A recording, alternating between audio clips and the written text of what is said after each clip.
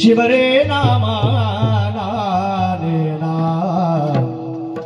हरि राम हरि रे नाम रे नाम राम राम रे राम रे हरि राम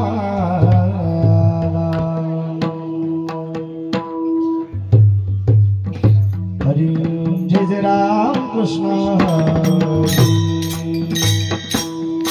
हरि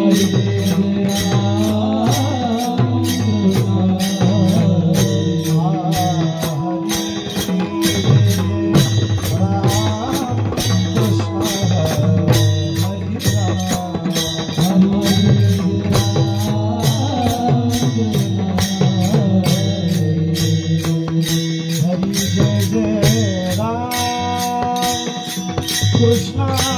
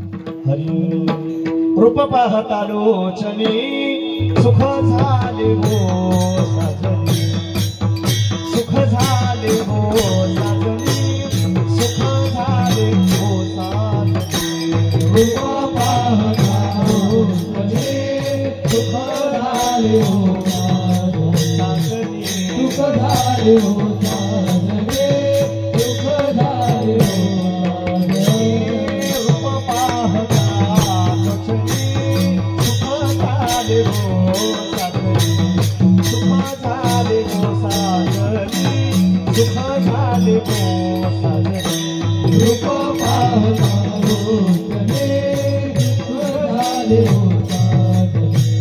सुख झाले हो साजनी सुख झाले हो तोहा विठाल बलवा तोहा विठाल तोहा विठाल बलवा तोहा विठाल तोहा विठाल बलवा तोहा माधव बलवा तोहा माधव बलवा तोहा माधव बला बलवा तोहा विठ्ठल बलवा तोहा माधव तोहा माधव बलवा तोहा माधव बहुता सुखरुताची जोडी म्हणून विठ्ठले आवडी म्हणून विठ्ठले आवडी म्हणून विठ्ठले आवडी बहुता सुखरुताची जोडी म्हणून विठ्ठले आवडी म्हणून विठ्ठले आवडी म्हणून विठ्ठले आवडी तोहा विठ्ठल बलवा तोहा विठ्ठल बलवा तोहा विठ्ठल तोहा विठ्ठल बलवा तोहा माधव बलवा तोहा माधव बलवा तोहा माधव बलवा तोहा विठ्ठल बलवा तोहा माधव तोहा माधव बलवा तोहा माधव हे सर्व सुखाचे आदर बापर खुमाते विवार तोहा विठ्ठल बलवा तोहा माधव बलवा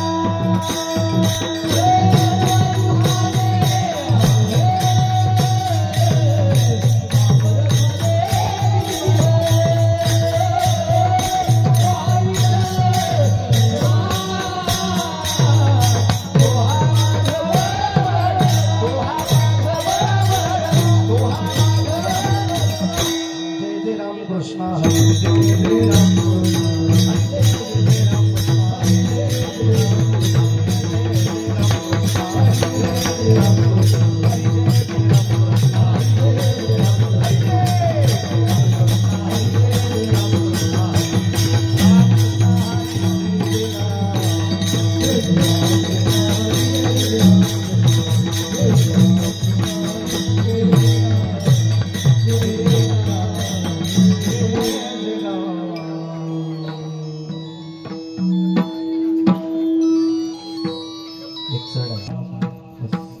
हरि हरि शिवनाम आधी मन गेली हाती आधी मन गेली आधी मन गेली हाती आधी मन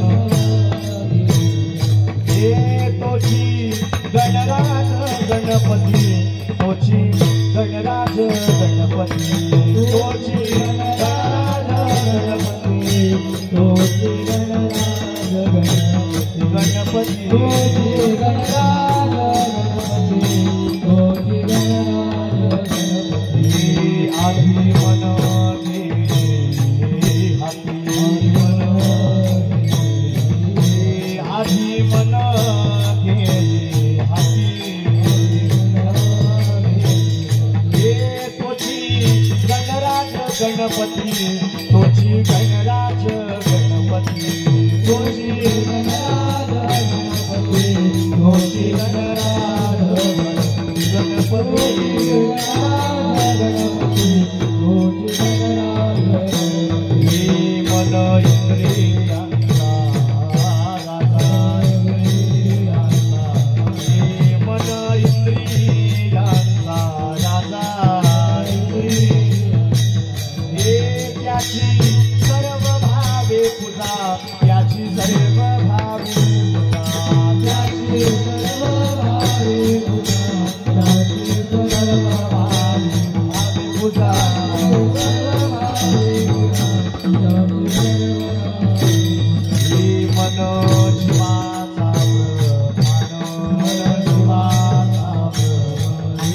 मन जीवाचा प्रधान जीवाचा हे मन माझे नारायण मन माझे नारायण मन माझे नारायण मन माझे नारायण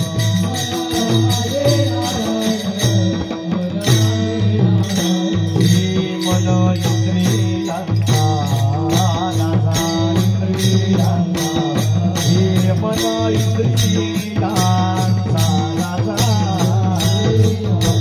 हे त्याची सर्व भावे पुता त्याची सर्व भावे पुता त्याची सर्व भावे पुता त्याची सर्व भावे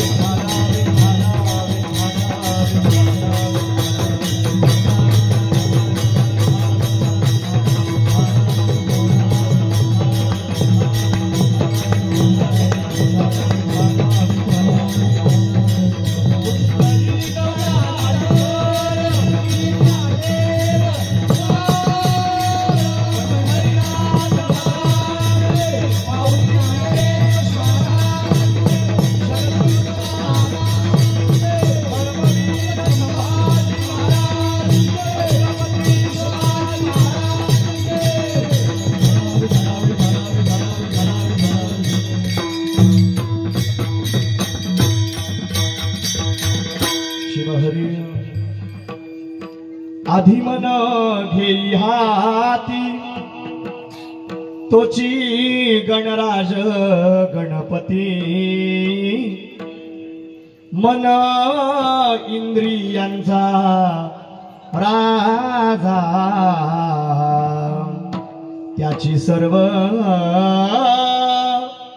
भावे पूजा मन जीवाचा प्रधान मन माझे नारायण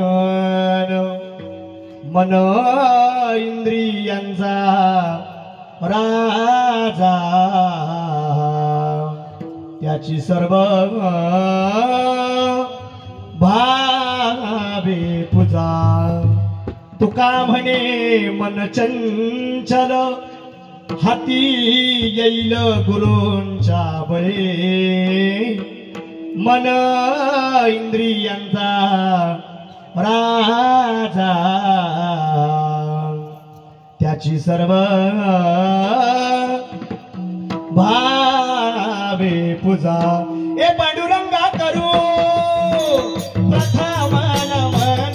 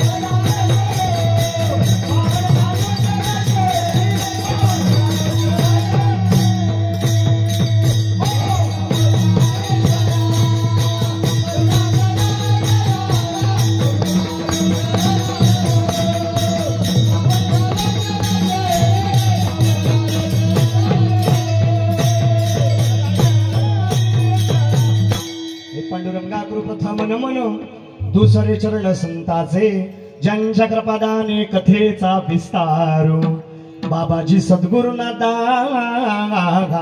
तुका ओम नमो ज्ञानेश्वरा करुणा करा या दयाळा तुमचा अनुग्रह लाधलू पावन झालू चराचरी मनोजव्य मारुतुल्य वेगम जितेंद्रियम बुद्धिमतां वरिष्ठम वातात्मजे वानरूताय मुख्यम श्रीरामदूतं शरणं प्रपदे ज्या संगतीने विराग झाला मनोदरीचा जडभास गेला साक्षात्मा परमात्मा मज भेटविला आणि विसरू कसा मी गुरुपादुकाला हे मज दिसत असो परम विख्यातो तो जो जाण ब्रह्मयाचा असतो नारद कीर्तन वहिवासित लोकुतया माझे दंडवत विठाला विठाला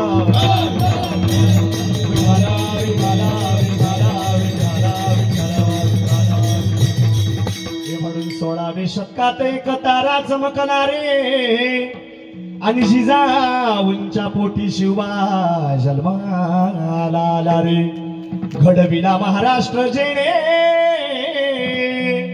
सुखावली प्रजा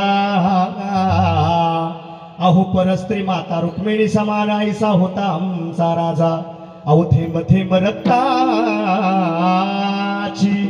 आठवण येते आम्हाला म्हणून कधीच विसरणार नाही राजे नमन करण्याला हो राजे नमन करण्याला तुम्हाला नमन करण्याला ओम नमोजी गणनायका सर्व सिद्धीन फलदायका अज्ञान भ्रांती छेदकाजी बोधरूपा माझिया अंतरी भरावे सर्व काळ वास्तव्य करावे मग वाक्य शून्यास वदवावे कृपा कटाक्ष करुनी आता ना वंदितो भाग्य विलासिनी जी चातुर्य कलार्थ कामिनी गा शारदा विश्वमोहिनी वंदिली मी आता नागेंद्र हराय त्रिलोचनाय भस्मंगळा गरुद्राय महेश्वराय नित्याय शुद्धाय दिगंबराय तस्मै नकराय नमः शिवाय विठाला विठाला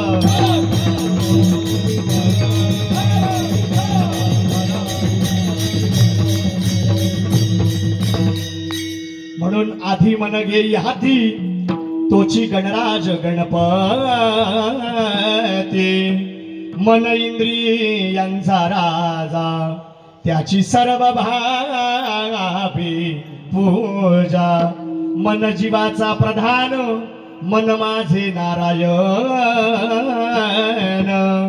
मन इंद्रियांचा राजा त्याची सर्व भावी पूजा तुका म्हणे मन चंचल हाती येईल गुरूंच्या बळे मन इंद्रियांचा राजा त्याची सर्व भावी पूजा प्रसूत प्राप्त प्रसंगी प्राप्त स्थळी चिंतन रूपी सेवेकरता किंवा तुमच्या आमच्या निरूपणाकरता प्रस्थापित केलेला किंवा तुमच्या आमच्या समोर मांडलेला किंवा गायलेला अभंग विश्वमान्य विश्वाधिकार चिन्मय स्वरूप वारकरी सांप्रदायिक तत्वावरचे श्रीमंत साधू या वारकरी संप्रदायाच्या महाराष्ट्राच्या भूमीमध्ये तुम्ही आम्ही जन्माला आलेली देवाची सर्वसामान्य साधक मंडळी आहोत या वारकरी संप्रदायाच्या या साधकाच्या महाराष्ट्रामध्ये जन्माला आलेल्या प्रत्येक माणसाने या महाराष्ट्राच्या भूमीचा जर विचार केला तर ही महाराष्ट्र भूमी म्हणजे संतांची भूमी म्हणून ओळखली जाणारी भूमी आहे या महाराष्ट्राच्या मातीचा विचार केला तर या महाराष्ट्राच्या मातीत 252 संतांची यादी फक्त एका महाराष्ट्रातली आहे आणि एवढ्या सगळ्या संतांमध्ये एवढे सगळे महाराष्ट्रात संत जन्माला आले एवढ्या सगळ्या संतांमध्ये ज्या संताला वारकरी संप्रदायाचा कळस म्हणून ओळखलं जातं एवढ्या सगळ्या संतांमध्ये ज्या संताला वारकरी संप्रदायामध्ये वैराग्याची मूर्ती म्हणून प्रतिपादित केलं जातं आणि एवढ्या सगळ्या संत मांदियाळीमध्ये ज्यांना वारकरी संप्रदायामध्ये जगद्गुरु या पदानं ओळख केली जाते असे देहू गावचे निवासी असणारे भगवान पंढरीश परमात्म्याच्या हृदयाचा जिव्हाळा असणारे श्रीमंत श्री संत जगद्वंदनीय तुकाराम महाराजांचा अभंग सेवेकरता निवडला विठ्ठल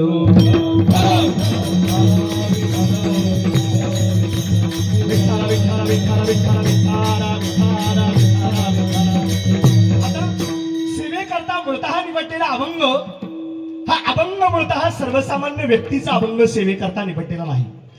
ज्यांचा अभंग तुमच्या आमच्या सेवेकरता निवडलाय ते महाराष्ट्रातल्या संत परंपरेच्या मांदियाळीमध्ये कलशस्थानी विराजमान असणाऱ्या, वैराग्याची मूर्ती म्हणून प्रतिपादित केल्या जाणाऱ्या आणि वारकरी संप्रदायामध्ये जगद्गुरु या पदावर विराजमान असणाऱ्या श्रीमंत श्री संत तुकाराम महाराजांचा अभंग सेवेकरता निवडला.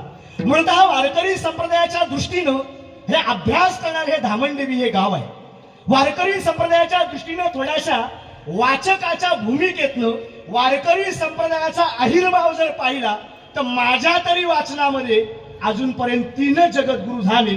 अजून 4था जगद्गुरु धर्म सिद्धांतात कोणाच्या वाट्याला जन्माला आलाच नाही. पहिल्या क्रमांकाचे जे जगद्गुरु आहे कृष्ण वंदे ना जगद्गुरु, पहिल्या क्रमांकाचे जगद्गुरु कृष्ण वंदे जगद्गुरु हे.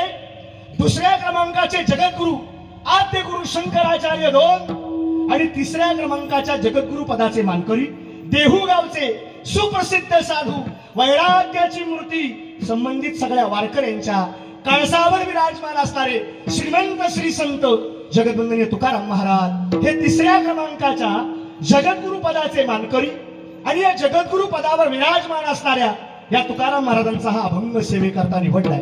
काय तुकाराम महाराज या अभंगामध्ये तुम्हाला सांगायचा प्रयत्न करतायत? महाराज म्हणतात, वास्तविक पाहता या साधक वृत्तीमध्ये जन्माला आलेल्या प्रत्येक माणसाला, प्रत्येकाला भक्ती करणाऱ्या जीवाला एकदा तरी आयुष्यामध्ये देव आपला व्हावा ही जीवनातली आकांतिक इच्छा आहे. प्रत्येक माणसाला जीवनामध्ये आपल्याला देव मिळावा याच्याकरता बऱ्याच प्रकारची माणसं सायास करतात. पण तुकाराम महाराजांचं खंडन आहे की तुम्ही देव शोधण्याकरता, देव पहावया करी ओ सायास, तुम्ही देव पाहण्याकरता जो सायास करताय ना, महाराज म्हणतात बाहेर तो देव शोधण्यापेक्षा खरा देव जर शोधायचा असेल तर तुझ्या अंतरंगामध्ये वसणाऱ्या खऱ्या परमेश्वराची ती ओळख घेतली पाहिजे. संतांचं एक प्रमाण आहे, अरे तुझं आहे तुझ्या पाशी परंतु तू काय झालाय कसं बोला ना. सगळा परमात्मा हा तुमच्या जवळ आहे, तुझं आहे तुझं पाशी परंतु तू जागा चुकलाशी. आजच्या अभंगामध्ये जगद्वंदनीय तुकाराम महाराज भगवान परमात्मा नेमका राहतो कुठं आणि त्याचं नेमकं वास्तव्य कुठं आहे आणि त्या देवाला शोधण्याचा पत्ता तुकाराम महाराज आजच्या अभंगामध्ये सांगतात. आजच्या अभंगामध्ये जगद्वंदनीय तुकाराम महाराज एकीकडे मनाला उपदेश करताय. मनाला उपदेश करता करता खरा गणपती कोण आहे याची ओळख देत आहे आणि हा गणपती तुमच्या आमच्या हृदयामध्ये वास करतो याचा अर्थ रूपक दृष्ट्या मन उभा केला, आध्यात्मिक दृष्ट्या देहाला उपदेश केला आणि संसारामध्ये खरा गणपती देहात दाखवून द्यायचा प्रयत्न या अभंगामध्ये केला.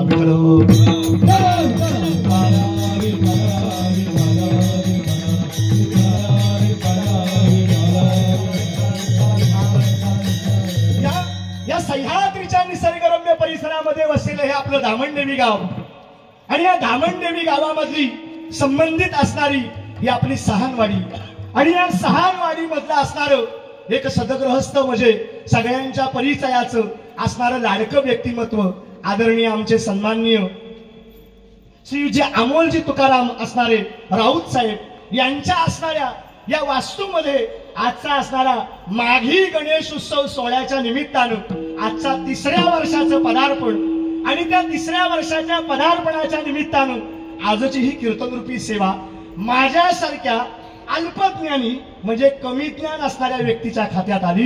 मी संबंधित यजमान मालकांचं मनापासून धन्यवाद व्यक्त करतो आणि कीर्तनाला आरंभ करतो. विठाला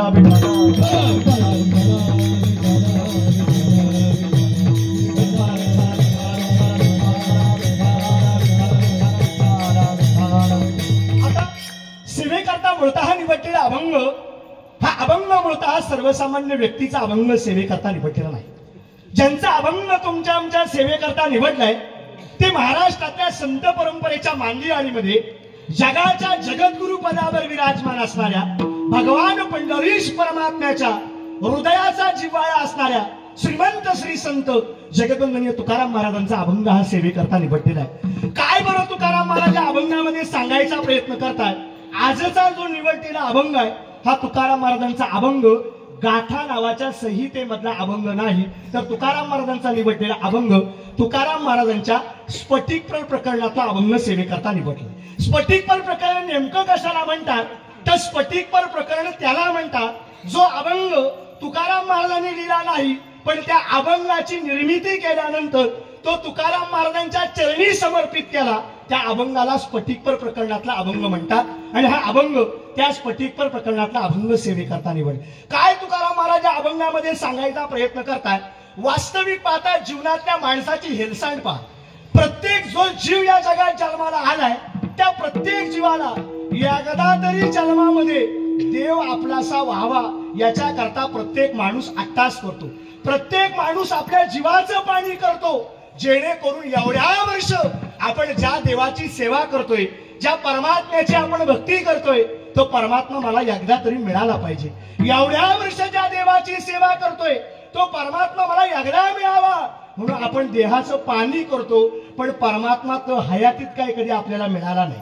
तुकाराम महाराजांचं म्हणणं असं आहे, परमात्मा न मिळण्यामागची काहीतरी ठराविक कारण आहे। याचं कारण परमात्म्याला जर तुम्ही आपलंसं करायचं असेल तर तुकाराम महाराजांची प्रमाण आहे की तुम्हाला परमात्म्याला आवडणारं काहीतरी केलं पाहिजे। दुसरा सगळ्यात महत्वाचा मुद्दा, परमात्मा ज्या मार्गावर जातो किंवा परमेश्वर ज्या मार्गावर जातो तुम्ही त्या मार्गाचा अवलंब केला पाहिजे की लगेच तुम्हाला परमात्मा मिळेल। पण आजच्या अभंगामध्ये एकूण 2 मुद्दे तुमच्या समोर आले। पहिला सगळ्यात मुद्दा समोर आला, आपण परमात्म्याच्या प्राप्तीकरता जीवनात अट्टास करतो, मग परमात्मा का मिळत नाही याचं कारण परमात्म्याला आवडणारी गोष्ट आपण करत नाही। दुसरा मुद्दा असा, परमेश्वर का मिळाला नाही याचं कारण परमेश्वर म्हणजे देव ज्या मार्गाने जातो त्या मार्गाने आपल्याला जायला या जगात वेळ नाही। म्हणजे याचा अर्थ असा कळाला, पण तुकाराम महाराज एकीकडे देवाला आवडणारी गोष्ट सांगत नाहीत, एकीकडे देव कोणत्या मार्गाने चाललाय याचाही पत्ता सांगत नाहीत, पण अभंगामध्ये खरा देव नेमका कुठं राहतो याचा पत्ता मात्र तुम्हाला सांगायचा प्रयत्न करतात। मी तुकाराम महाराजांचा एक अभंग तुमच्या डोळ्यासमोर आणून देईन। तुकाराम महाराज असं म्हणतात, तू जगातल्या दगडातल्या देवळात जर देव शोधत बसला तर तुला जांभ्याच्या देवळामध्ये कधीही तुला देव मिळणार नाही। तू कपाळाची केली काशी केली बनारसी, पण कपाळाच्या करंटी बोला ना संपला काय वेळ माझा, बोला ना। जीवनामध्ये तुम्ही काशी करा बनारसी करा, पण तुमच्या कपाळाच्या करंटी जैसीच्या तैसी। याचा अर्थ परमेश्वराला शोधण्याकरता 2 मार्ग तुकाराम महाराजांनी सांगितलं, पण याच परमेश्वराच्या प्राप्ती करता आपण जीवनामध्ये वनवन फिरलो। महाराजांचं प्रमाण आहे, न लगती सायास, कुठं जायची गरज नाही, सुख येतो घरा, देव तुझ्या जवळ यायला तयार आहे। फक्त देव नेमका कुठं राहतो ना याचा पत्ता जर तुम्हाला मिळाला की परमात्म्याची प्राप्ती झालीच म्हणून समजा। आता नेमका देव कुठं राहतो, महाराजांचा अभंग जरा डोळ्यासमोर आणा। देव कुठं नेमका राहतो, तुकाराम महाराज म्हणतात, देव देवाचे बोला ना मंदिर। खरा परमात्मा नेमका राहतो कुठं, तर खरा परमात्मा ती नमनात ऐकल्यामुळे आपल्याला लक्षात नाही तो अभंग, तो देह देवाचे ते मंदिर तेवढाच आपण ऐकल्यामुळे तो कधी लक्षात नाही। संतांनी साधं प्रमाण सांगितलंय की देव नेमका राहतो कुठं, तर देह देवाचे मंदिर हा परमात्मा जो ना तो तुमच्या आमच्या हृदयामध्ये राहतो, आणि हृदयात राहणाऱ्या परमेश्वराला आपण न ओळख घेतल्यामुळं तुका म्हणे कैसे आंधळे हे जन आणि विसरून गेले खऱ्या देवा। ज्या देवाची तुम्ही ओळख करून घ्यायला पाहिजे त्या देवापासून तुम्ही आम्ही लांब राहिलो। म्हणजे आजच्या अभंगामध्ये तुकाराम महाराज खरा देव तुझ्या हृदयात वास करतोय त्याचा पत्ता सांगायचा तुकाराम महाराज प्रयत्न करतात। आता तुकाराम महाराजांनी 2 पहिले पर्याय सांगितले होते। सगळ्यात पहिला पर्याय काय होता, एक देवाला आवडणारी गोष्ट करा म्हणजे देव तुमच्याकडे आला म्हणून समजा। उदाहरणार्थ ऐका, तुम्ही देवाच्या गळ्यात 2000चा हार घातल्यावर देव प्रसन्न होतो काय झालाय कसं तुम्हाला काहीतरी म्हणा का नाही, तुम्ही काय म्हणणार पैसे तू घेणार तू म्हणाय हवा असं नाही। परमात्म्याच्या गळ्यामध्ये 2000चा तुम्ही हार घातला की परमेश्वर तुमच्यावर कृपा करायला येईल काय। महाराज म्हणतात त्याच्या गळ्यात 2000चा हार घाल, नाही तर त्याच्या दारात 500 रुपयाचा धूप घाल, देव तुझ्यावर आशानं कृपा करणार नाही। देव काय बाजारचा भाजीपाला, म्हणजे देव जर कृपा करायचा असेल तर तुम्हाला देवाला आवडणारं काहीतरी केलं पाहिजे। काय माझ्या देवाला आवडतं? नाथबाबांचं प्रमाण तुमच्या डोळ्यासमोर आणतो. नाथबाबा असं म्हणतात की आवडे देवाशी. देवाला आवडणारा काय प्रकार आहे? आवडे देवाशी तो ऐका प्रकार. पण काय? नामाचा उच्चार रात्रंदिवस, नामाचा उच्चार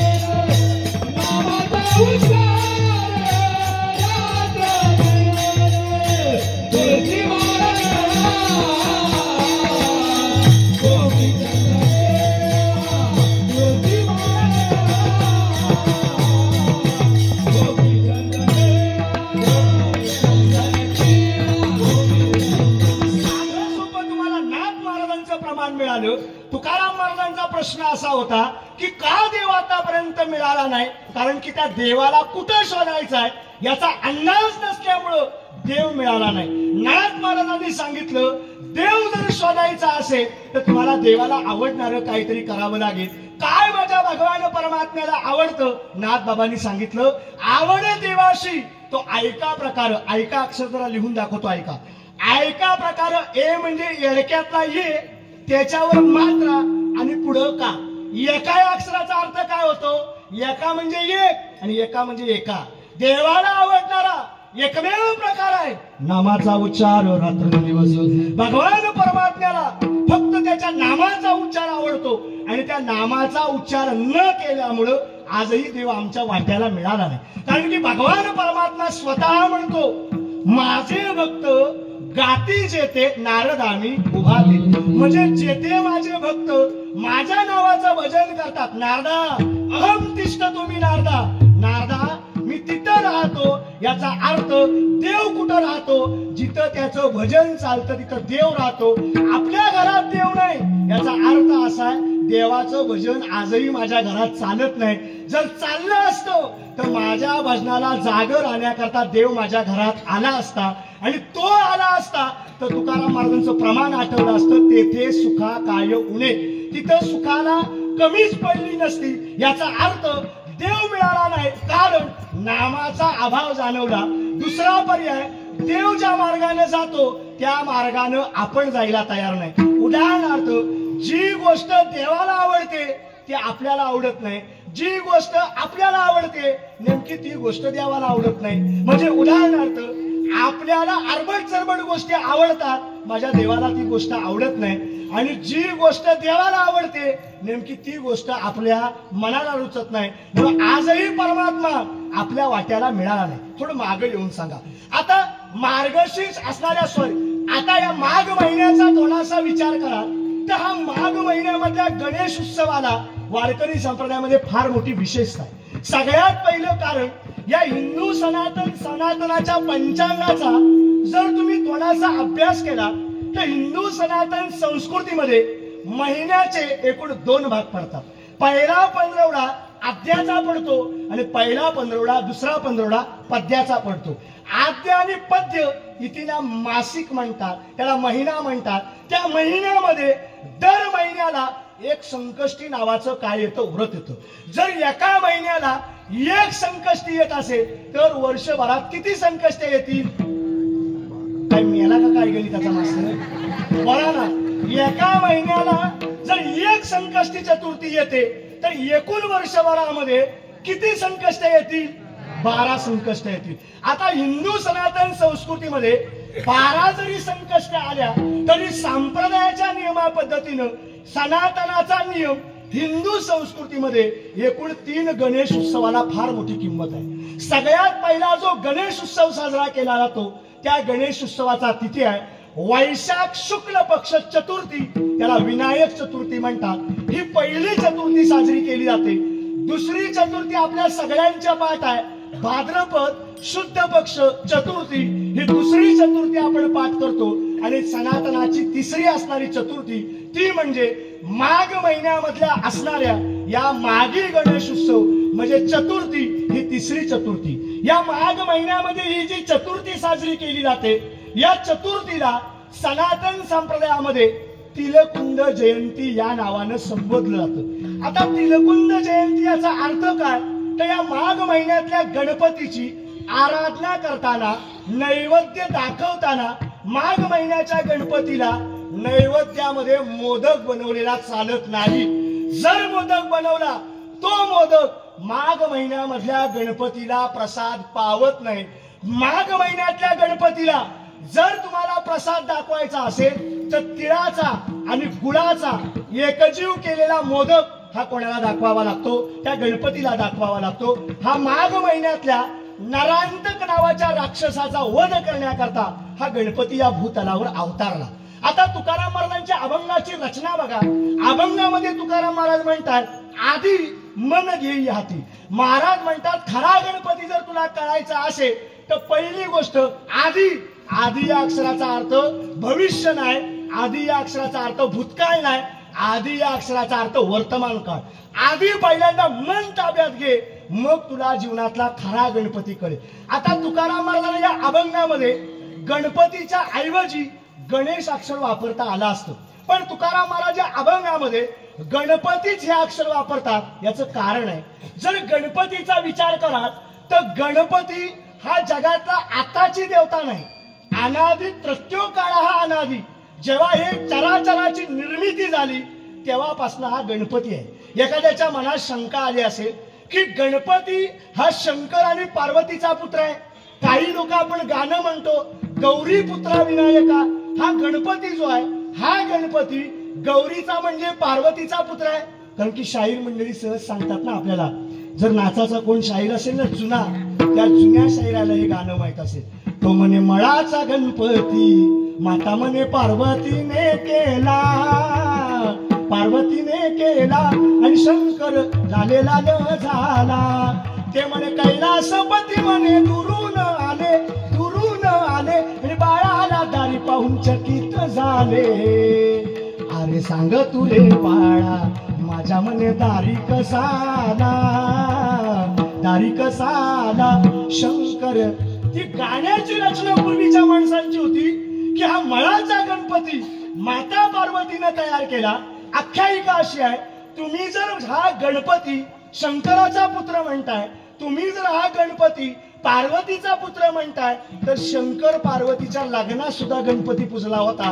मग तो नेमका गणपती कोण? तर महाराजांची रचना अशी आहे या जगामध्ये आहे ना चराचराची जेव्हा निर्मिती झाली त्या चराचरीच्या निर्मितीच्या वेळेला या जगामध्ये पहिल्यांदा ओम नावाचा ध्वनीचा उच्चार झाला.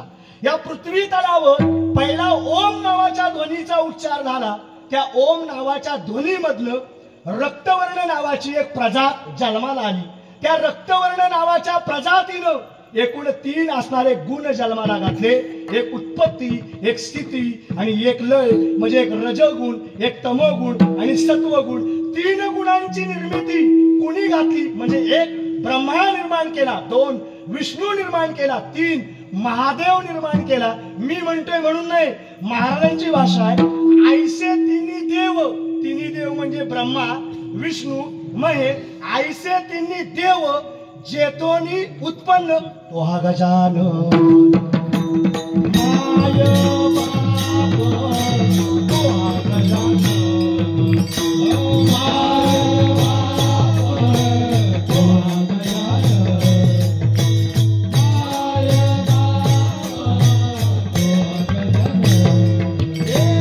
ऐसे तिन्ही देव जेतोनी उत्पन्न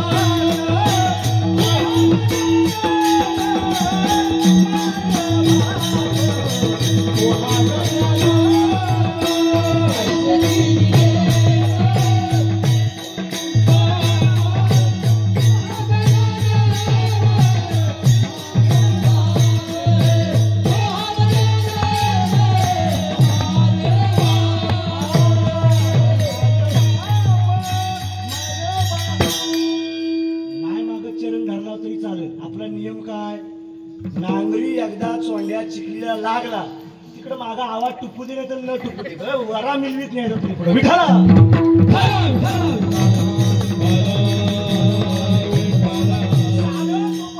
हा गणपती नेमका कोण आहे? तर हा गणपती ऐसे तिन्ही देव, हे 3 देव जिथून निर्माण झाले, त्या 3 देवांची निर्मिती ज्याच्यापासून झाली तो हा गजानन मायबाप किंवा ओंकार प्रधान रूप गणेशाचे, जे तिन्ही देवांचे जन्मस्थान.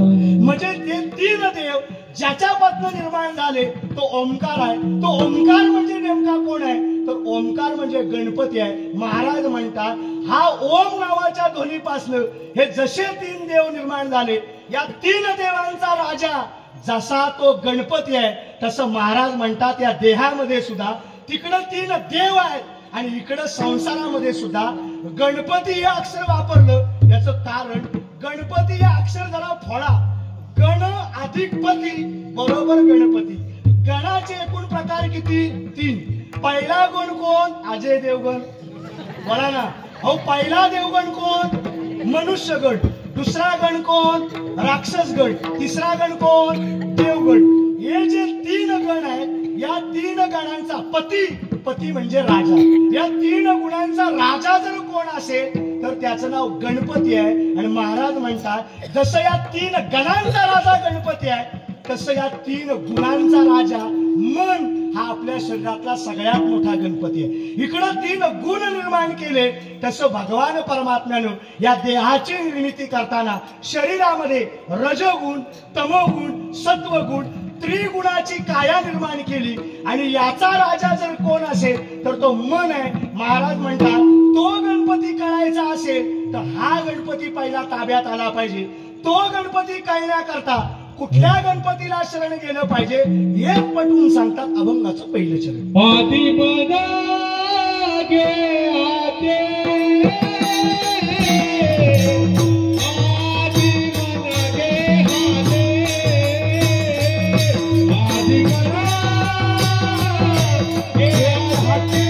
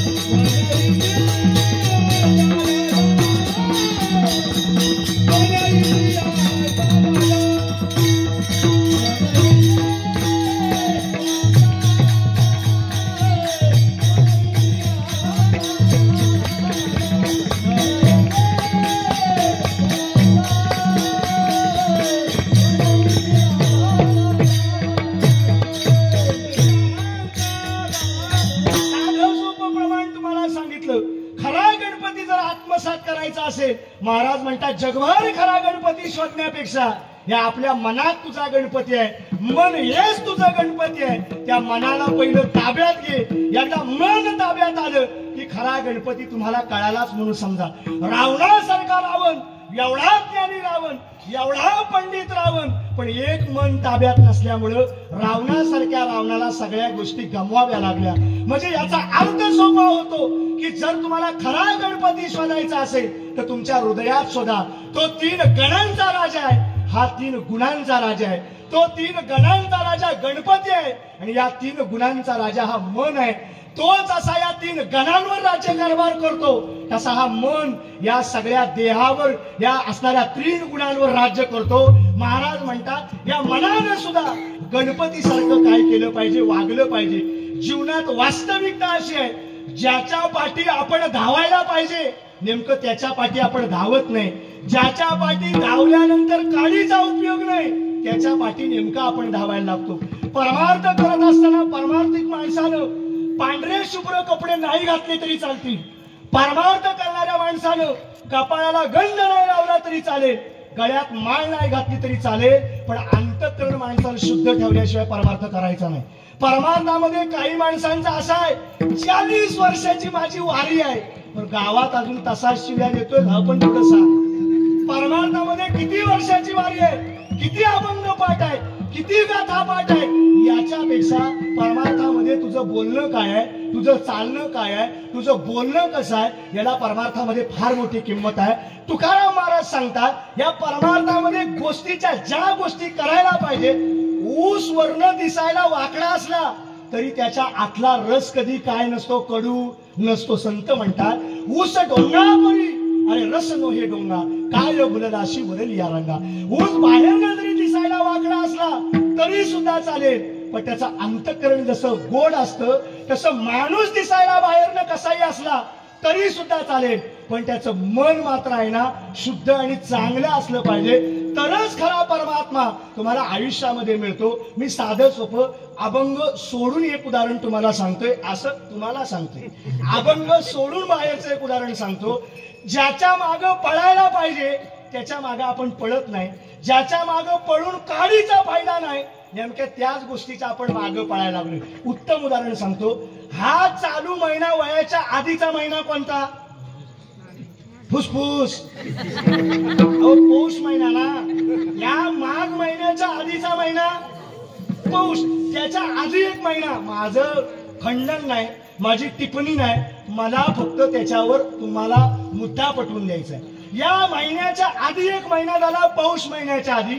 त्या महिन्याच्या आधी आहे ना 4 वाराचा आहे ना एक व्रत केलं जातं. संतांचं असं प्रमाण आहे, जयाशी जैसा दो देव भावे, ज्याला जसा देव पुजावा वाटतो त्यांनी तो देव पुजावा. संत म्हणतात तुला वाटलं बांधावरचा दगड पुजावा, हेंडरी शेंडरी कुणी पूजी भूते, तुला वाटतंय ते पूज, पण माझं म्हणणं तेवढं आहे. संत म्हणतात 4 वाराचं जे एक व्रत केलं जातं ना व्रत, ते 4 वाराचं व्रत केल्यानंतर प्रत्येक माणसाची इच्छा अशी आहे की ते 4 वार जर मी लक्ष्मी पूजली ना तर नवरा बायको आम्ही 5व्या गुरुवारी आहे ना मंगीच्या दारात असा फावड्या घरात पैसा उडून. संतांचं साधं म्हणणं आहे का तुम्ही 4 वार लक्ष्मी पूजा, नाहीतर आयुष्यभर लक्ष्मी पूजा. ही लक्ष्मी तुमच्यावर कृपा करण्याकरता तुमच्या घरात तो हयात येणार नाही. वाक्य नारदाच्या गादीवरचं लिहून ठेवा. तुम्ही कधीही तुम्ही पूजन करा, ही लक्ष्मी तुमच्यावर कृपा करायला येणार नाही. पटवून देण्यासाठी हे विष्णू पुराण आहे, दिसतोय हो म्हणा, दिसतोय हे विष्णू पुराण आहे. या विष्णू पुराणाचा हा अध्याय क्रमांक 1 आहे. या अध्यायाचं पहिलं चित्र असं आहे, एक शेषाच्या अंडाकृती शेष नागाचा विळखा त्या शेष नागामध्ये भगवान परमात्मा निद्रिस्त अवस्थेत झोपले आणि त्याचे चरण आहे ना, चरण तिष्ठू म्हणजे चरणाच्या जवळ ही लक्ष्मी काय करते, नारायणाचे काय करते, पाय दाबते. संतांचं खाली वाक्य आहे, अहम तिष्ठुतुम लक्ष्मी नारदा, म्हणजे संतांच्या नारायण चरणा ही लक्ष्मी आहे ना, कायम नारायणाचे पाय सोडून जगात कुठं सुद्धा जात तू किती पूत लक्ष्मी नारायणाचे पाय सोडून येणार नाही. माझे संत म्हणतात लक्ष्मी जर नारायणाचे पाय सोडणार नसेल तर तू लक्ष्मीच्या मागे पळण्यापेक्षा नारायण कसा घरात आणता याचा प्रयत्न कर. एकदा नारायण जर घरात आला ना की त्याचे पायच्या पाय लक्ष्मी आली, मी नाही पाय लक्ष्मीचे हाती, लक्ष्मीचे हाती,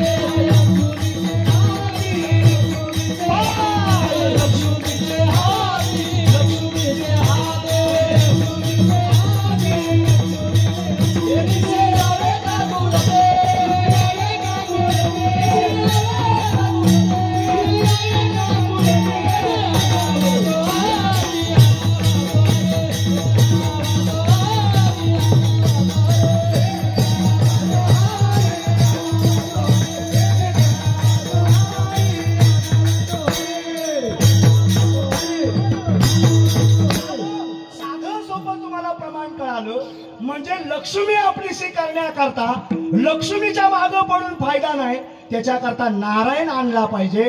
तसा देव कळण्याकरता गणपती आत्मसात होण्याकरता गणपतीच्या मागे पडून फायदा नाही, त्या मनाच्या मागे पडलं पाहिजे आणि मनाला गणपतीच्या चरणावर लावलं पाहिजे, तरच तुम्हाला हा परमार्थ खरा कळेल. अहो जीवनामध्ये गेले आपण वारीला गेलो, समजा आपण काशीत गेलो, आपण कुठेतरी आणखीन फिरायला गेलो आणि तिथं पंढरपूरच्या वारीला 7 दिवस पंढरपुरात गेलो आणि दर्शन घेऊन आल्या आल्या पहिला जर आपण पोराला फोन लावला, भाऊ बैलाला पाणी ठेवलास काय, याचा अर्थ परमात्म्याच्या चरणाजवळ आहे पण त्याचं चित्त मात्र, म्हणजे याचा अर्थ परमार्थात असून फायदा नाही. ज्याचं परमार्थात ज्ञानोबरायचं प्रमाण घ्या, चित्ती नाही ना तरी ते व्यर्थ, चित्ती नाही ना तरी ते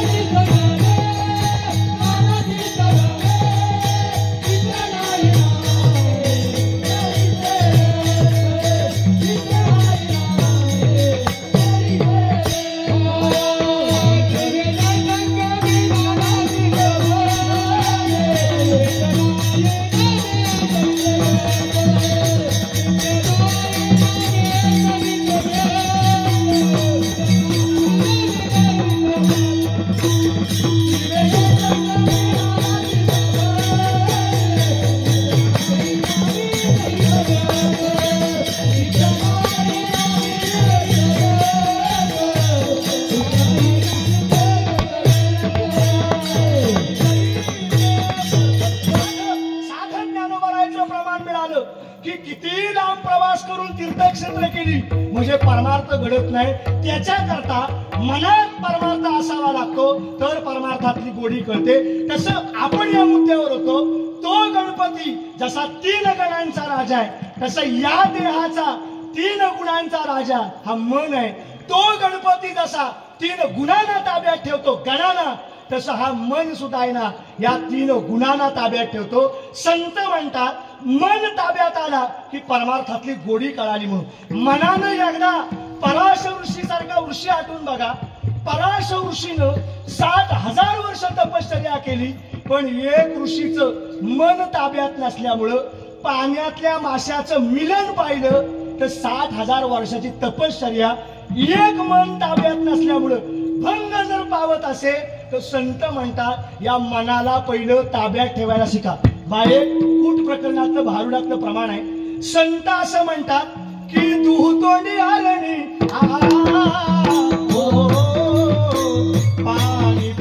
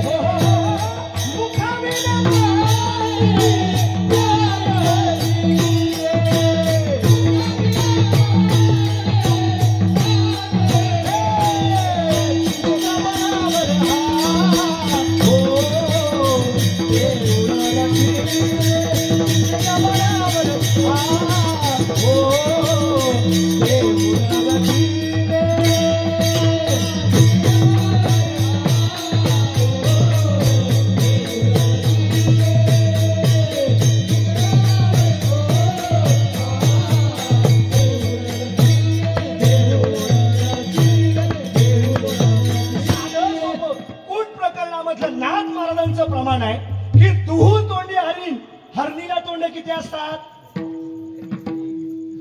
बरं हरिण म्हणतोय मी, हरणीला तोंड. हरिण बघितली नाही कधी? भेकर ऐकली? भेकर हेच ती. हरणीला तोंड किती? संत काय म्हणतात? दुहू तोंडाची हरणी. हरणीला तोंड जर एक आहे तर संत कूट प्रकरणामध्ये म्हणतात दुहू तोंडी हरिण पाणी पिणे आली. ती दोन तोंडाची हरिण पाणी प्यायला नदीवर आली, पण मुखाविनं पाणी प्यायली रे. तिने मुखाचा वापर नाही केला, पण ती पाणी पिऊन गेली. याचा अर्थ हे मन आहे, एक वाईट मन आहे, एक चांगलं मन आहे. दुहू तोंडाची कर्म म्हणजे काय? तर कुठलीही कर्म स्वतः न करता सुद्धा तो मनानं जरी केली तरी त्याचं पाप भोगावं लागतं. उदाहरणार्थ साधं सोपं ऐका. एखादा माळकरी असेल आणि माळकरी आल्यावर जर मोठा सण आला शिमग्यासारखा, त्यानं आधीच जर माळ घातली असेल तर त्याच्या मनात येतो एवढा सण झाल्यावर घातली असती तर बरा झाला. याचा अर्थ मनानं त्यांनी तो सण खाल्ला ना, अहो खाल्ला ना. याचा अर्थ मन जोपर्यंत ताब्यात नाही तोपर्यंत सगळ्या गोष्टी ताब्यात येणार नाही. संतांनी सांगितलं की आधी मन घे हाती, तू मन ताब्यात घे आणि तोची गणराज गणपती. कारण हा मन इंद्रियांचा राजा. या देहाची निर्मिती करताना देवानं 5 कर्मेंद्रिय 5 ज्ञानेंद्रिय निर्माण केले. या 5 दशेंद्रियाचा देहाचा एक राजा जर कोण असेल तर तो मन आहे. तेच महाराज पटवून सांगतात अभंगाचं दुसरं मन इंद्रियांचा राजा.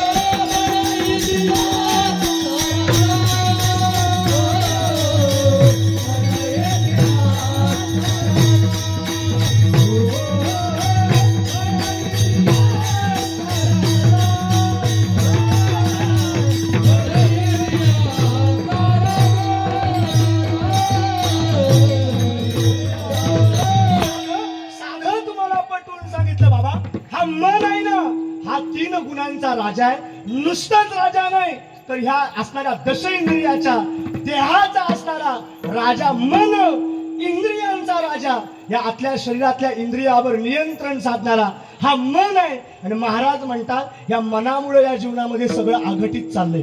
परमार्थामध्ये एक वेळ माणसाला अभंग नाही पाठ झाले तरी चालतील, गाथा नाही वाचला तरी चालेल, ज्ञानेश्वरी नाही वाचली तरी चालेल, पण पहिली गोष्ट माणसाला मनाची ओळख पाहिजे. मनाची जोपर्यंत ओळख नाही तोपर्यंत परमार्थातली गोडी माणसाला लागत नाही. ऐका, देवानं देहाची निर्मिती करताना 5 कर्म इंद्रिय, 5 ज्ञानेंद्रिय या असणाऱ्या दश इंद्रियाच्या देहाचा कारभार सांभाळण्याकरता देवानं 11वं मन निर्माण केलं. मनाच्या ताब्यात हा पूर्ण देह दिला, पण मनाला तो देह सांभाळताना जरा अवघड गेला. म्हणून मनाला ना आतमध्ये 3 अधिकारी नेमले, एक रजगुण, एक तमोगुण, एक सत्वगुण. या 3 अधिकाऱ्यांना सुद्धा हे गाव आहे ना ते सांभाळता आलं नाही. म्हणून या 3 लोकांनी आहे ना आज 6 लोकांची बॉडी केली. आज या 3 लोकांनी आहे ना 6 लोकांची बॉडी केली. पहिल्या बॉडीतल्या माणसाचं नाव काम, दुसऱ्याचं नाव क्रोध, मद, मत्सर, संशय, चिंता. या आतली जी लोक आहेत ना या आतल्या लोकांना मनाचा सपोर्ट असल्यामुळं या अख्ख्या गावाचं ह्या 6 लोकांनी वाटोळं लावलं. हा जो मन आहे ना आतलं मन, या आतल्या 6 लोकांना मनाची साथ असल्यामुळं आज जीवनामधली खरी शोकांतिका ह्या मनाने निर्माण केली. आजही सांगतो, आत माणसाच्या आतमध्ये लोभ नावाचा विकार आहे. लोभ याचा अर्थ हाव हाव हाव. हाव म्हणजे मनाचा सपोर्ट असला तर हा लोभ एवढी मजल घालतो की बाप दाद्यापासनं बांधावरचा साया 2 वर्षात आपल्या हातात खदून घेतो. हा एवढी मनाची मजल आहे. तुम्ही साधा विचार करा, आज क्रोध आहे, एवढा क्रोध मजल मारतो, मन त्याला सपोर्ट करतो, म्हणून मन सुद्धा वाईट. आज कामना आहे, आज वासना आहे. ही वासना एवढी प्रबळ आहे ना या जगात, ज्या माणसाचं वासनेवर नियंत्रण आहे त्यानंच बाबा परमार्थात पाऊल टाकावं, अन्यथा माणसानं परमार्थापासून 2 हात लांब राहावं. पहिली गोष्ट, ज्याला माणसाला आयुष्यात खरा परमार्थ करायचा आहे त्या माणसानं पहिली गोष्ट जिव्हा आणि आपलं लिंग या 2 गोष्टी ताब्यात ठेवा. कलियुगात चाललेलं थैमान पाहिलं ना तर कधी कधी लाज वाटते सांगायला. कलियुगामध्ये महाराजांचं प्रमाण आहे, घरी असोनिया सुंदरी हा मनी सदाचा परद्वारी. घरात सुंदरी असताना सुद्धा हा म्हणतो हॉटेलातला जेवण चांगला लागतो. किती दिवस खाशी? तुम्हाला लक्षात येतोय ना वासना? अहो ताटातला पंचपक्वान्न वाढलेला असताना सगळं पंचपक्वान्न खाल्लंच तर अंगात लागत का? नुसतं आपलं लोणचं आवडतं म्हणून हा लोणचा किती खाशी किती खाशी. अहो संतांनी 750 वर्षापूर्वी लिहिलेली भारुडं आजही ऐकली तर कधी कधी अंगावर काटा येतो. विषयांचा गलबला संतांनी तेव्हा मांडून ठेवलाय. मतांचा गलबला कोणी न पुसे कोणाला. या जीवनामध्ये कलियुगात काय काय होणार आहे संतांनी तेव्हा लिहून ठेवलंय. याच्या करता मन ताब्यात ठेवा. ऐका कलियुगाची थोरी, पुत्र होईल पित्याचा वैरी. या जगात एकदा तरी मुलगा तुमच्यावर हात वर करून धावत येणार, ही कलियुगात घडणारी गोष्ट आहे. 5 वर्षाची कन्या भ्रतार मागील, 5 वर्षाची मुलगी भविष्यात नवरा मागणार. 6 वर्षाची कन्या गर्भीनं राहील, 6 वर्षाची कन्या भविष्यात गर्भवत. आणि शकून सांगा वयाला आलो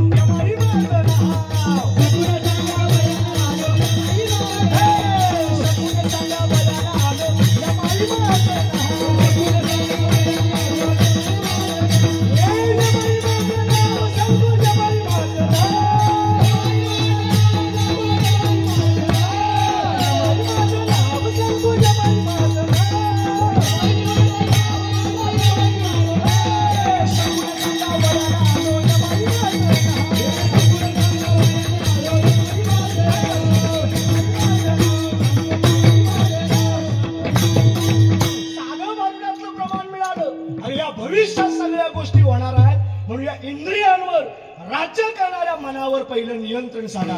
महाराष्ट्र संतांची भूमी म्हणून ओळखली जाते, पण महाराष्ट्र ही शिवरायांची भूमी म्हणून ओळखली जाते. पण आजही तुम्ही आहे ना महाराष्ट्रातला पेपर उलगडा, बलात्काराची बातमी आहे. आजही पेपर उलगडा, पेपर मध्ये अत्याचाराची बातमी आहे, चोरीची बातमी आहे, खुनाची बातमी आहे. हा महाराष्ट्र संतांचा म्हणायचा का ह्या वाईट विचारांचा म्हणायचा? या जगात संतांच्या विचाराशिवाय तुम्हाला जगात कोणी सुद्धा तारणार या जगात शिल्लक राहिलं नाही. अहो साधा विचार सांगतो ऐका. या कशेडी सारख्या आपल्या घाटात, कुंभारली सारख्या घाटात, खेड सारख्या अख्ख्या पुलाच्या खाली 5-5 गायींची हत्या दिवसा ढावळ्या केली जाते. आपण शांत बसतो. महाराज म्हणतात राजा सावध हो, काळ फार झपाट्याने उडी टाकायला लागलाय. याच्या कारणात संत सांगतात की आयुष्यात जर खरा परमार्थ करायचा असेल, सुधारायचा असेल तर पहिलं मन ताब्यात घे. मन ताब्यात म्हणजे संत काय करतात? बाह्य रंगाने माणसाला बदलवत नाही, संत अंतरंगाने माणसाला बदलवतात. या देहाचे 4 वर्ण पडतात: परा, पश्चंती, मध्यमा आणि वैखरी. संत बाहेर नाही, ह्या परेत बदल घडवतात. काही लोक म्हणतात ना ह्याच्या पोटात आहे ते कुठे येतं, म्हणजे इथं जर शिव्या असतील तर इथं काय येणार? म्हणजे उदाहरण सांगू, बँकेत जर पैसे ठेवले असाल तर काढा, इथं जर ठेवलेच नाही चांगल्या गोष्टी, इथनं यायचा प्रश्न येणार. संत काय करतात? पर्यंत देवाचं नामस्मरण रुजवतात. म्हणजे पर्यंत देवाचं नाम पेरलं की शुद्ध बीजा पोटीनी फळे. पर्यंत देवाचं नाम पेरलं की पश्चंती तुमची विठ्ठलच म्हणणार. एकदा पर्यंत देवाला पश्चंती विठ्ठल म्हणणार, पश्चंतीत विठ्ठलाला की मध्यमा पांडुरंगच म्हणणार. आणि एकदा मध्यमेत पांडुरंग आला ना की या वैखरीत नाही ना, तुम्ही म्हणा नाही तर म्हणू नका, पण ही वैखरी आहे ना कायम बोलत राहणार. विठोबा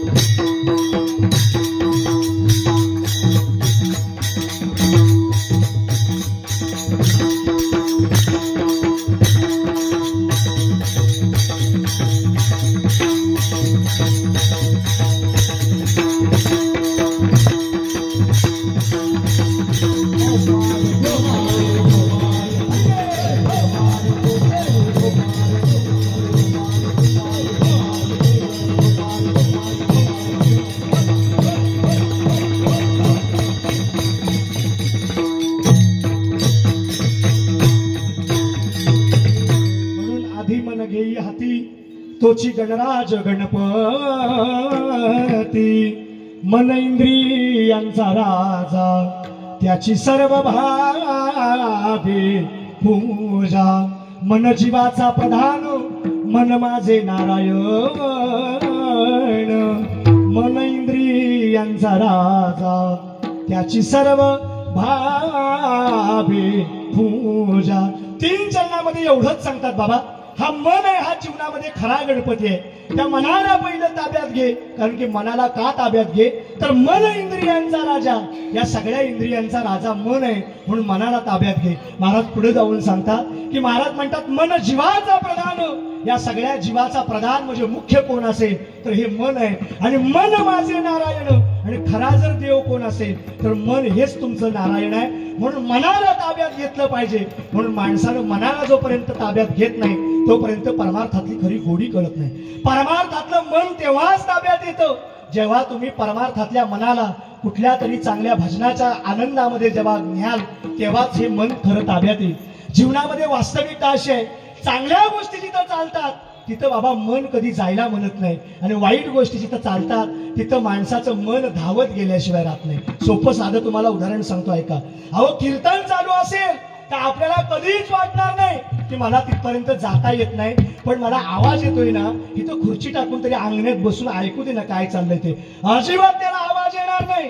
पण नुसता टीव्हीचा भला मोठा आवाज असू दे, शेजाऱ्याच्या भांडणाची नुसती चुलूक लागू दे, रिमोट घेऊन तसाच परसावना धावत जाईल. याचा अर्थ अवगुणाचे पायी धावे माझे मन तैर ठाई.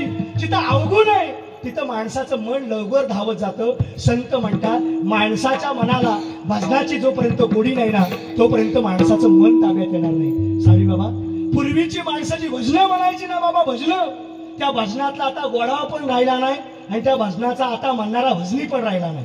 पूर्वीची माणसं जर भजन म्हणायला लागली तर घरात झोपलेली माणसं जिथं भजन चाललाय तिथं गोदड्या आणून झोपत होती. हा आमच्या पूर्वीच्या माणसांच्या भजनाचा इतिहास आहे. तुम्ही आठवून बघा. अहो एकदा कीर्तनकार कधी तेवढा जातोय आणि कधी आमच्या गळ्यात टाळ येतोय, या मागे दिंड्या उभ्या असायच्या. आमचा नंबर पहिला आहे, आमचा नंबर पहिला आहे. नंबर भजनासाठी भांडणारी लोक आमची पूर्वज याच मातीत झाले.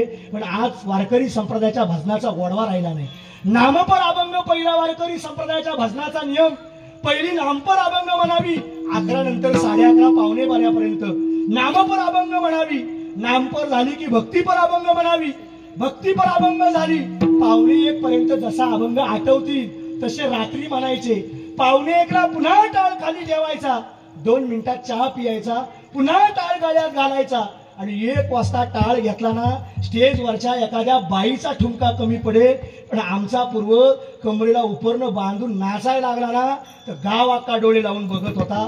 हा भजनाचा इतिहास आहे. यागना काय 1 वाजला ना की पहिली माणसं भट्यानी प्रकरण म्हणायची. बाबा भट्यानी जाणकार मंडळी आहे, तुमच्या बातमी महाराज असतील किंवा अधिकारी मंडळी आहे, या मंडळींना भट्यानी नावाचं प्रकरण तुम्ही विचारा कधीतरी. भट्यानी नावाचं प्रकरण काय पूर्वीची लोक ठोक्यात अरे वरचाळीला तुम्ही म्हणे सावध म्हणे वरचाळीला, अशी खाली नाही वरचाळीला वरच काय. एकदा भट्यानी प्रकरण झालं 1:30 वाजेपर्यंत भट्यानी प्रकरण म्हणायची. पुन्हा 1:30 वाजला की टिटवी नावाचं प्रकरण म्हणायची. टिटवी काय, टिटवीवर आमची लोक नाचायची. पाय असा वर घ्यायचा टिटवी सारखा आणि टिटवी नावाचं प्रकरण म्हणायचं. ते पायामध्ये खडा धरून गो टिटवी करी यमशायन गो, ती टिटवी यमाची ताराई गो, यमाची तारा रीन टिटवी करी यमशायन गो. ही टिटवी नावाची प्रकरण. पायात खडा धरला की टिटवी रात्री खडा धरून उठते. पायामध्ये खडा धरून गो टिटवी करी यमशायन हो. यमशयन म्हणजे धड आकाशात नाही, धड पृथ्वीवर नाही, मध्ये टिटवी उडते. टिटवी यमाची ताराळी, ताराळी म्हणजे दाशी, यमाची ताराळी न टिटवी. ती टिटवी नावाचं प्रकरण झालं ना की जोहार नावाची प्रकरण म्हणायची. आज जोहार नावाचा प्रकरण माईकवर पण लांब ऐका येत नाही, साऊंडवर पण कोण लावित नाही. जोहार, अरे तुमच्या उष्ट्यासाठी आलो नाही मायबाप, उष्ट्यासाठी आलो नाही, उष्ट्यासाठी आलो नाही मायबाप. एकदा तरी जोहार संप्रदायाच्या भजनात म्हणा, एकदा तरी म्हणा. तुम्ही जर म्हणलात नाही ना बाबा तर आमच्या भविष्यातल्या पिढीला जोहारच कळणार नाही. जोहारने मायबाप जोहार, ते जोहार म्हणायचा. ते जोहार म्हणून झाला की भारुड म्हणायची पहिली लोक. काय भारुडाचा आनंद होता. त्यामुळे बाई साहेब आल्या, बाई साहेब आल्या, बाई साहेब आल्या हो, बाई साहेब आल्या. आणि बाई साहेबांच्या पोरग्याला करीन म्हटलं पायातलं वाळ. बाई साहेबांच्या पोरग्याला तरी म्हटलं पायातलं वाळ, पण करणाऱ्याचं गेलं डोळं, मी काय करण्या नव्हती ना बाई साहेब आल्या. काय काय भारूड असायची पहिली. किंवा सासू माझी गेली पाण्याला, तिथंच तिला मरू दे नाही भवानी जोगवा वाहीन तुला, काय भारूड म्हणायची. आणि भारूड म्हणून झाली की रगील माणसं मग उठणार, गवलन आम्ही म्हणणार. काय गवलनी म्हणणार, अगर आधी चाल माझ्या गावाला जाऊ, ही गवळण परत नको म्हणू. ही गवळण संप्रदायात येत नाही, ही गवळण म्हणू पण द्यायची नाही. पहिली लोक गवळण काय म्हणा, अगं राधे अगं वाकून घाल सडा, राधे वाकून राधे. थांबशील का नाही जरा, टाकते ना सडा, तुला काय झाला एवढा. अगं राधे ग वाकून घाल सडा, ग राधे ग वाकून घाल सडा. आणि मग डोक्याचा उपरणा सोडायचा आणि कमरेला बांधायचा आणि मग नाचायचं. अगं कुरलेसे केस तुझे भुर भुर उडती, नगमाची ती उडी, राधे ग वाकून टाक सडा, ग राधे ग. काय भजनाचा आनंद होता. एवढं भजन झालं की नंतर काकड्याला सुरुवात करायची. काकड्याला पहिले संत जागे करतात आपल्याला, ते जगजोगी जगजोगी जाग जाग बोलती जागता. भारुडाचा आनंद काय, त्या भजनाचा आनंद. आणि मग म्हणायचं, आता उठा पांडुरंगा प्रभात समयो पातना. मग तो काकडा म्हणायचा. आणि मग काकडा म्हणून झाला की ज्यानं हा सगळा संप्रदायाचा ढाचा शिकवला, ज्यानं या सगळ्या संप्रदायाचा आपल्याला ज्ञान शिकवलं, त्या ज्ञान शिकवणाऱ्याचं पहिले आठवण काढायची. त्याची आठवण काढली ना की मुखानं म्हणायला सुरुवात करायचं, ज्ञानेश्वर माऊली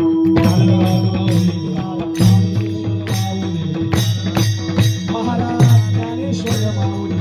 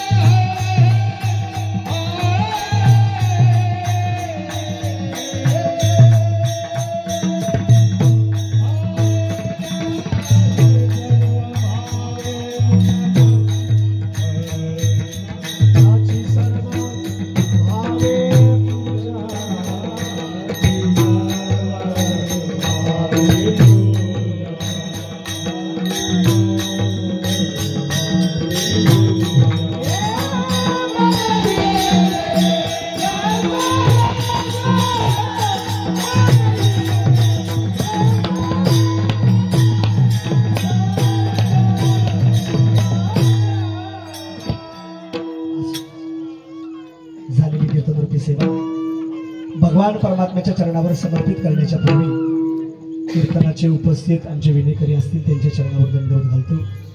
मृदुंग क्षेत्रामधलं या चिपळूण तालुक्यातलं सगळ्यात असणारं नामांकित नाव आमचे साहिल महाराज पवार असतील त्यांच्या चरणावर दंडवत घालतो. या चिपळूण तालुक्यामध्ये ज्यांची मूर्ती लहान पण कीर्ती महान असं सद्गुण असणारं व्यक्तिमत्व. आपण म्हणतो की लहान वयात मुलं वाया जातात, पण लहान वयात मुलं जर अशी असतील तर वाया जायचा प्रश्नच येत नाही.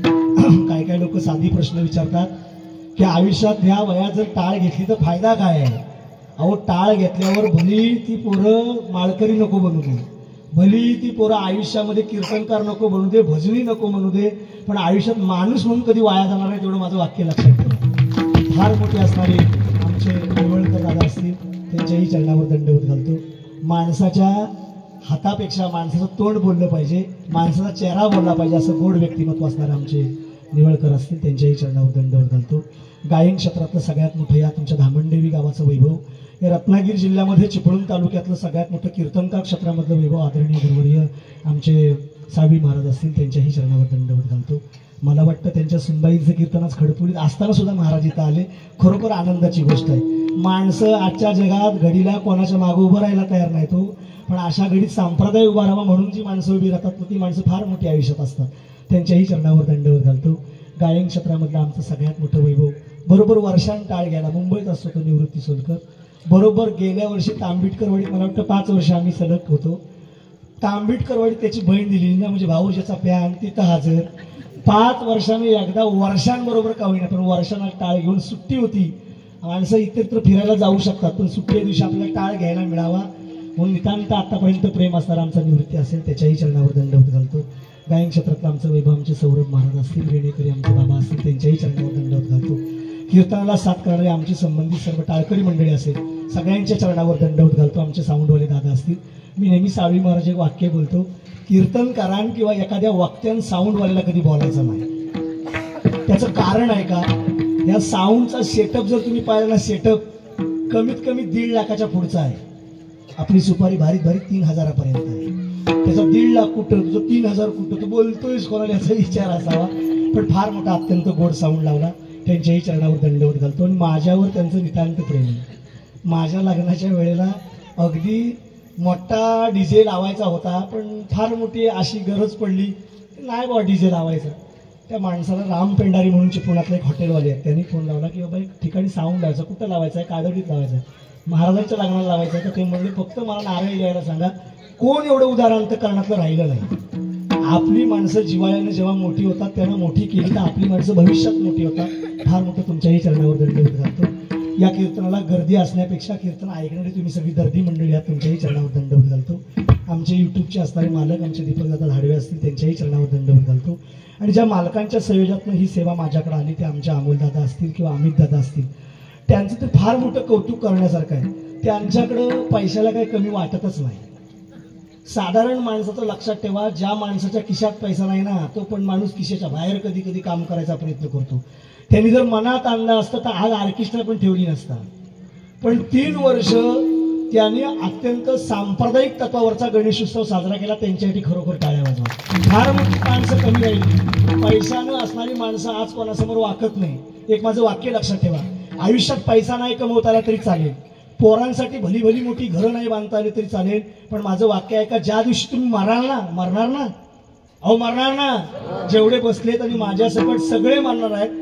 फक्त आपल्याला मरणाचा दिवस माहीत तुम्ही म्हणताय, आपल्या मरणाचा दिवस पण फायदा नाही.